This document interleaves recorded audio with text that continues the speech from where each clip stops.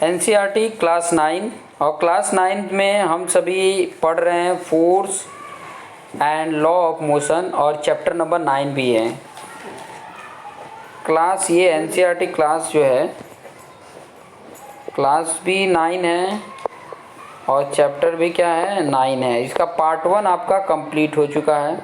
Part 1 मैंने already बना दिया है। आप एनसीईआरटी पाठशाला में जाके प्लेलिस्ट में जाके इसका पार्ट 1 देख भी सकते हैं, जिसमें मैंने इनर्शिया बता दिया था कि इनर्शिया क्या होता है। ठीक है, जो गैलीलियो ने ऑब्जर्व किया था और अपना ऑब्जर्वेशन उन्होंने जो दिया था, तो उन्होंने जो ऑब्जर्व किया था, ऑब्जर्वेशन दिया था, वो चीज़ें मैंने पार्ट 1 में एक्सप्लेन कर दिया था और भी चीज़ें एक्सप्लेन किया था।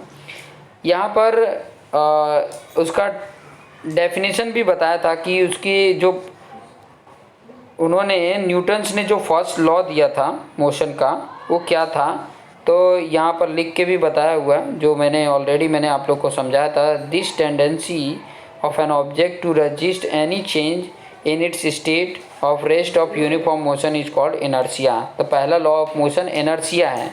ठीक है, यहाँ पे डेफिनेशन बहुत अच्छे से लिख के यहाँ पे बताया हुआ है और ये चीज़ें मैं ऑलरेडी आपको एक्सप्लेन भी कर चुका हूँ कि कोई वस्तु है तो अगर स्टैटिक है, अगर मान लो कि ये बॉडी है, कोई ये वस्तु है, अगर यहाँ पर है तो ये यहीं रहेगी जब तक इसके ऊपर एक्सटर्नल फोर्स ना लगे, या कोई अगर बॉडी मूव हो रही है, चल रही है, ये चल रही है, तो तब तक चलती रहेगी जब तक कोई इसको एक्सटर्नल फोर्स ना लगे। जब तक कोई एक्सटर्नल फोर्स नहीं लगेगा तब तक वो बॉडी वैसे ही अपने जो जिस सिचुएशन में वैसी सिचुएशन में रहेगी, उसी को बोला जाता है इनर्शिया। जैसे यहाँ बोला है inertia can be defined as the property of matter by virtue of which it oppose any change in its state of rest or uniform motion along a straight line। Straight line में अगर कोई body motion कर रही है तो वो motion ही करती रहेगी, या कोई बॉडी स्टैटिक है तो स्टैटिक ही रहेगी जब तक उसके ऊपर कोई एक्सटर्नल फोर्स ना अप्लाई हो। तो इस प्रॉपर्टीज़ को ही बोला जाता है इनर्शिया, और यही न्यूटन्स के फर्स्ट लॉ ऑफ मोशन में बोला गया है। अब कुछ एग्जाम्पल भी देख लेते हैं। यहाँ पर देख, पहले तो इनर्शिया को क्लासीफाई किया गया। इनर्शिया को जो क्लासीफाई किया गया तो वो चीज़ें थोड़ा सा मैं बता देता हूँ कि जो इनर्शिया था उसको क्लासीफाई किया गया था 3 पार्ट में। पहला इनर्शिया ऑफ रेस्ट, दूसरा इनर्शिया ऑफ मोशन, तीसरा इनर्शिया ऑफ डायरेक्शन। 3 है। ठीक है, तो ये तीनों को मैं 1 बाय 1 समझा रहा हूँ। ठीक है, तो एग्जाम्पल देखिए। पहला नंबर इनर्शिया ऑफ रेस्ट का एग्जाम्पल क्या है वो चीज़ें हम देख लेते हैं कि क्या एग्जाम्पल है। जैसे कि अ passenger standing in a bus leans backward. Leans backward का मतलब झुक जाना, लीन्स माने झुकना, बैकवर्ड मतलब पीछे। व्हेन द बस started all of a sudden, अचानक बस चालू हो जाती है तो उसमें खड़ा हुआ इंसान पीछे की तरफ झुक जाता है। तो वो एग्जाम्पल क्या है? Example of inertia of rest. Inertia of rest के कारण जब भी क्वेश्चन ऐसे पूछे कि why a passenger standing in a bus leans backward when the bus starting all of a sudden, अचानक से बस चलना चालू हो जाती है तो उसमें जो खड़ा हुआ इंसान है वो पीछे की तरफ झुक जाता है, तो उसका रीजन होता है इनर्शिया ऑफ रेस्ट। ये रीजन लिख देंगे और उसका आंसर कैसे लिखेंगे? अ passenger standing in a bus leans backward when the bus starts all of a sudden due to inertia of rest. बस due to inertia of rest लगा देना। वही दूसरा एग्जांपल क्या बोला है? Fruits fall down. फ्रूट्स बोला है fall down when the branches of a tree are second, मतलब जो ट्री की जो ब्रांचेस है जिसके अंदर फ्रूट लगे रहते हैं वो स्टैटिक कंडीशन में झूले हुए हैं एकदम फ्रूट। अब मैं क्या कर देता हूँ, उसकी जो ब्रांच की डालियाँ हैं उसको अगर सेक मतलब हिलाने लगूँ, एकदम झकझोरने लगूँ, तो उसके जो फ्रूट होते हैं वो नीचे गिर जाते हैं। तो ये भी रीजन है क्या है? Inertia of rest. मतलब जो रेस्ट कंडीशन में हो और अचानक सा चेंज हो जाए, तो किस कारण से हो रहा है? इनर्शिया ऑफ रेस्ट के कारण ये चेंजेस आ रहे हैं। तीसरा भी देख सकते हो कि dust particle on a carpet falls when we beat the carpet with a stick. एक जो कारपेट होता है, डस्ट पार्टिकल, कारपेट जो होता है ना, उसके अंदर से डस्ट पार्टिकल नीचे गिरने लगते हैं जब उसके ऊपर किसी स्टिक से हम उसके ऊपर मारते हैं, तो उसके अंदर का डस्ट निकलने लग जाता है। तो रीज़न वही है, ठीक है। तो इनर्शिया ऑफ रेस्ट जो पहला इसमें था वो चीज़ें मैंने आपको बता दी हैं। अब नेक्स्ट बताने वाला हूँ इनर्शिया ऑफ मोशन का।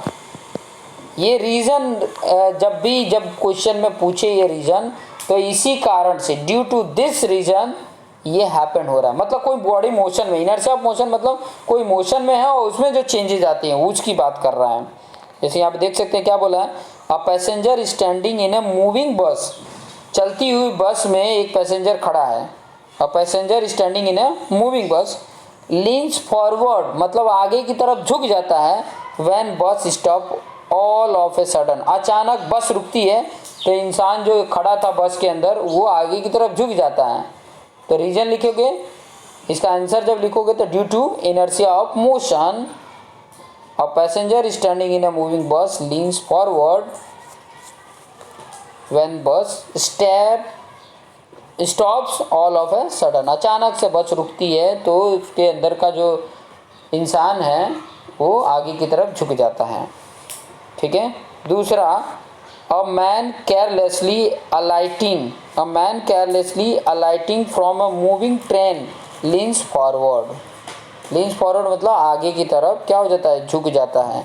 वही बात कर रहा है कि केयरलेसली मतलब लापरवाही की तरह से, अगर वो क्या होता है, ध्यान नहीं देता है मूविंग ट्रेन का, तो आगे की तरफ क्या हो जाता है, झुक जाता है। तो ये एग्जाम्पल थे, ठीक है। उसके बाद नेक्स्ट और लास्ट जो है इसका इनर्शिया का, ये न्यूटन का फर्स्ट लॉ है इनर्शिया, उसमें भी 3 पार्ट में है, 3 कैटेगरीज में डिवाइड कर दिया गया है। Inertia of rest, inertia of motion, inertia of direction. अब डायरेक्शन वाला देख लेते हैं एग्जाम्पल, क्योंकि इसी से रिलेटेड आपको रीजन वाले क्वेश्चन आपके टेक्स्ट बुक में पूछे गए हैं, रीजन वाले। तो वो रीजन वाले क्वेश्चन कैसे कर पाओगे, जैसे मैं यहाँ पे पहले एग्जांपल देख लेते हैं इनर्शिया ऑफ डायरेक्शन के। तो देखिए क्या लिखा, the water particle sticking to the cycle tyre are found to fly off tangentially. मतलब जो वाटर पार्टिकल्स हैं sticking to the cycle tyre के ऊपर स्टिकिंग करते हैं, ठीक है। तो क्या पाया जाता है कि वो फ्लाई ऑफ होता है टेंजेंशियली, उसके ऊपर अपोजिट में वो फ्लाई ऑफ होता है। दूसरा क्या बोल रहा है, when ever A driver is negotiate a curve. जब एक ड्राइवर होता है जो गाड़ी चलाता रहता है, उसने ध्यान नहीं दिया होगा कर्व, कहीं पे रोड कर्व है। The passenger experience a force acting away from the centre of the curve. तो उसका जो फोर्स होता है वो अगर ध्यान नहीं दिया तो क्या कहते, बाहर की तरफ वो कर्व, जैसे गाड़ी हम कर्व पे घुमाते हैं तो बाहर की तरफ फेंकता है। तो ये भी उसका एग्जाम्पल है इनर्शिया ऑफ डायरेक्शन का। नीचे लिखा है inertia of a body depend upon its mass.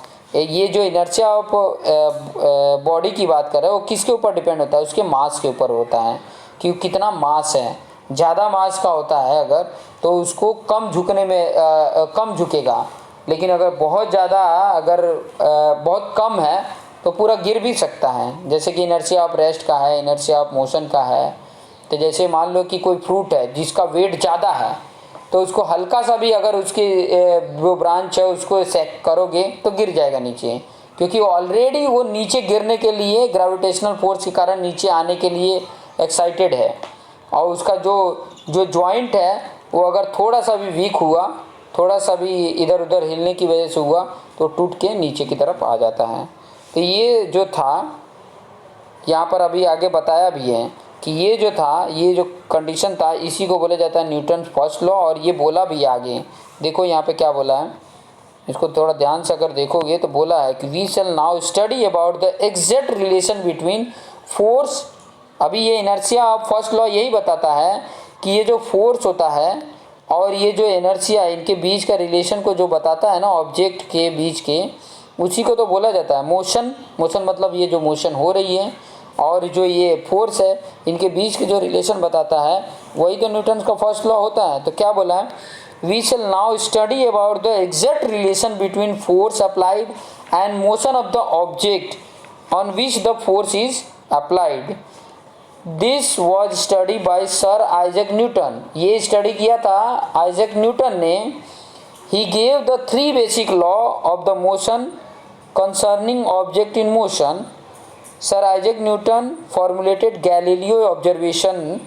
Galileo ने जो ऑब्जर्वेशन किया था उसको इन्होंने एक लॉ बनाया, उसके ऊपर उनकी स्टडी करके, और एक उन्होंने न्यूटन ने क्या बना दिया, एक लॉ बना दिया था। गैलीलियो ने तो सिर्फ ऑब्जर्वेशन दिया था कि ऐसा ऐसा होता है, बट उसको जब प्रैक्टिकल फॉर्म में, एक लिखित फॉर्म में जब दे दिया जाता है तो लॉ हो जाता है। तो this law known as a Newton's first law, उसी को बोला जाता है न्यूटन फर्स्ट लॉ। तो क्या बोला है Newton first law? Newton first law ये बहुत इंपॉर्टेंट है कि a body continues to be state of rest और uniform motion along a straight line unless an external force act upon it. यही उनका स्टेटमेंट था कि अगर कोई बॉडी मोशन में है तो मोशन में रहेगी, या स्टैटिक है, स्थिर है तो स्थिर ही रहेगी जब तक उसके ऊपर कोई एक्सटर्नल फोर्स ना लगे। उसी को बोला जाता है न्यूटन्स फर्स्ट लॉ। ठीक है, समझ में आया? और अगर मान लो कि कोई बॉडी स्टैटिक है तो स्टैटिक ही रहेगी, तो इस प्रॉपर्टीज को, ये टेंडेंसी की प्रॉपर्टीज को इनर्शिया बोला जाता है। ठीक है, तो ये चीज़ें आपको समझ। This means that every object has tendency to resist any change in its state और रेस्ट और मोशन। मतलब कोई बॉडी रेस्ट है तो रेस्ट ही रहना चाहिए, वो अपोज करेगी कि मैं मोशन में हो सकूं, मोशन में आने के लिए वो अपोज करेगी। और कोई बॉडी अगर मोशन में है तो वो स्टैटिक होने के लिए रजिस्ट करेगी, रोकेगी कि मुझे रुकना नहीं है, मुझे चलते ही रहना है। तो ये टेंडेंसी क्या बताती है, इनर्शिया बताती है। और वही चीज़ को उन्होंने लॉ के रूप में दिया था, तो वो फर्स्ट लॉ ऑफ मोशन था। ठीक है, तो this law is also known as a law of inertia भी बोला जाता है। इस लॉ को, जो न्यूटन फर्स्ट लॉ है, इसको और किस नाम से जाना जाता है? AKA मतलब आल्सो नोन एज, और ए से आल्सो, के से नोन, ए से as, law of inertia. Law of inertia, इसको और किस नाम से जानते हैं? कोई अगर पूछे कि what is the second name of first law of motion, Newton first law of motion, तो आप ये भी लिख सकते हो, लॉ ऑफ इनर्शिया भी बोला जाता है। ठीक है, लॉ ऑफ इनर्शिया बोला जाता है। तो ये जितने भी पॉइंट मैंने अभी आपको समझाए, पहले इनर्शिया इसलिए समझाया क्योंकि फर्स्ट लॉ ऑफ न्यूटन के फर्स्ट लॉ ऑफ मोशन में इनर्शिया था। उसके बाद सेकेंड लॉ समझने से पहले मोमेंटम, ये सब चीज़ें समझनी पड़ेगी। तो नेक्स्ट पार्ट 3 में आपको बताएंगे, ये था पार्ट 2। पार्ट 3 में आपको ये भी बताएंगे कि मोमेंटम क्या होता है, मोमेंटम का रेट क्या होता है। फिर उसके बाद उसके बेस पर आपको बताएंगे न्यूटन्स का सेकेंड लॉ क्या कहता है। न्यूटन्स का सेकेंड लॉ क्या कहता है उसके बेस पर आपको बताएंगे। तो अगर वीडियो अच्छा लग रहा है तो लाइक और एंड तक ज़रूर देखें, क्योंकि एंड तक नहीं देखेंगे तब तक समझ में नहीं आएगा। और अपने जो भी आपके क्लासमेट हैं उनको शेयर करना ना भूलें, शेयर ज़रूर करें।